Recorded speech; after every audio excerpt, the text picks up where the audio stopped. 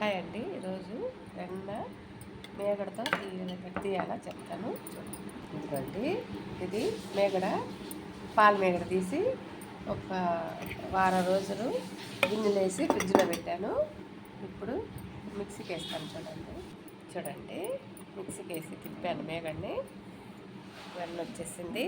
ఇప్పుడు వాటర్ వేసి వెన్న తీసి పెట్టుకుంటాను. ఇది మజ్జిగలో పెరుగు వేయకుండా తోడేయకుండా ఒట్టి మేగడతోనే వెన్న తీయడం అండి. చూడండి కొత్తగా వచ్చేసింది. మనం పెరుగు వేసుకోవలేదు, ఒట్టి మేగడతోనే అలా చేసుకోవచ్చు. కూలింగ్ వాటర్ పోసి వెన్న తీసేసుకుంటే రెడీ అయిపోతుంది. చూడండి గిన్నెలో పెట్టేసుకుంటాను. మీరు కూడా ఇలా చేసుకోండి.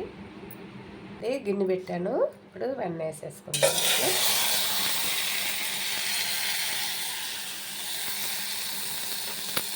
చూడండి నెయ్యి అయిపోయింది. ఇదండి మునగాకు వేసుకుంటాను.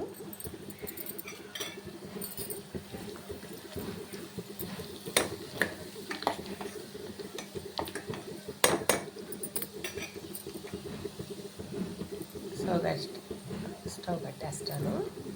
చూడండి వెంటనే వడపోసేసుకుంటే తొందరగా వడగట్టేసుకుంటాము.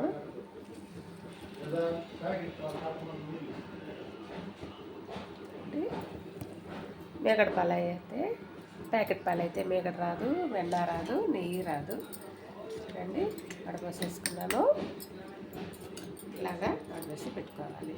చూడండి నా వీడియో నచ్చితే లైక్ కొట్టండి, షేర్ చేయండి, సబ్స్క్రైబ్ చేయండి. నమస్తే అండి.